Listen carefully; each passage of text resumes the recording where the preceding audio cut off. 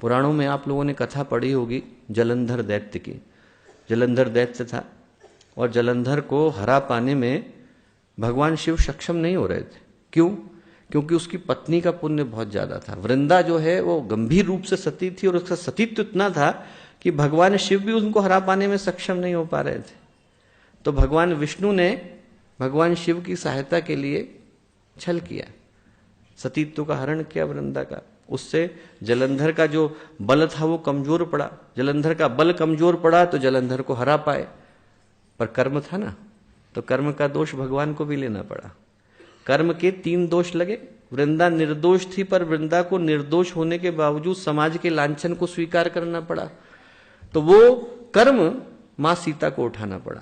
निर्दोष थी, निर्दोष होने के बावजूद किसी ने कह दिया कि साहब उनका चरित्र सही नहीं है, भगवान हटाने को तैयार हो गए, अयोध्या से बाहर जाने को कह दिया। अयोध्या से बाहर जाने को कह दिया तो आप विश्वास नहीं करेंगे, वाल्मीकि आए, वाल्मीकि ने कहा कि मैं इस युग की छोड़ दीजिए, पिछले जितने युग हैं जब से मैं तपस्या कर रहा हूं, सारी तपस्याओं को यहां रख करके सौगंध लेता हूं कि सीता निर्दोष है। एक अयोध्यावासी ने नहीं सुना। सारे अयोध्यावासियों ने कहा कि नहीं, सीता को जाना पड़ेगा। विभीषण आ गए। विभीषण ने कहा कि अरे साहब मैं लंका में रहता था, मैं बता रहा हूं कि सीता निर्दोष है। नहीं सुना, जाना पड़ा और सीता जी को वो कर्म लेना पड़ा जो उनका नहीं था। निर्दोष होते हुए उनको जाना पड़ा। और वो ऐसा नहीं है कि अयोध्यावासी इससे वंचित रह गए, ये कर्म उनको लगा तो अयोध्यावासियों को सरयू में जाकर के सारे अयोध्यावासियों को प्राण त्यागने पड़े। कर्म हर एक को लगता है। भगवान राम को लेना पड़ा। भगवान राम भगवान विष्णु के अवतार, उनको ये कर्म लेना पड़ा क्योंकि उनने छल किया था। उनको कर्म ये लेना पड़ा कि जिंदगी भर घूमे और अपनों से वियोग में घूमे।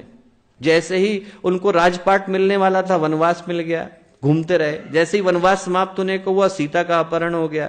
सीता को लेकर के आए, जैसे ही राज्य में पहुंचे वैसे ही लोगों ने लांछन लगाना शुरू कर दिया, सीता चली गई। पुत्र को अपने देख नहीं पाए, लवकुश को नहीं देख पाए, और जब लवकुश से मुलाकात हुई तो राम के शरीर छोड़ने का समय आ गया। जिंदगी भर वियोग में घूमते रहे। भगवान को लेना पड़ता है। और भगवान शिव जिनकी सहायता के लिए भगवान विष्णु ने कार्य किया था, उनको भी ये कर्म लेना पड़ा। भगवान शिव को दासत्व स्वीकार करना पड़ा क्योंकि भगवान विष्णु ने उनकी सहायता के लिए काम किया था। तो भगवान शिव को हनुमान के रूप में जन्म लेना पड़ा और जिंदगी भर भगवान राम के दास के रूप में गुजारना पड़ा, सेवक के रूप में गुजारना पड़ा। भगवान को भी कर्म लेना पड़ता है। कर्म हर एक को लेना पड़ता है। कोई यदि इस धोखे में है कि हमको नहीं लेना पड़ेगा, तो उसका धोखा तभी तक सक्षम है जब उसे लगे कि वो भगवान राम से ज्यादा शक्तिशाली है। आप भगवान शिव से ज्यादा ताकत लेकर के आए तो मैं नहीं जानता, आप भगवान विष्णु से ज्यादा जो है शक्तियां लेकर के आए तो मैं नहीं जानता, पर यदि उनसे नीचे हैं तो कर्म लेना पड़ेगा। कर्म हर एक को लेना पड़ता है।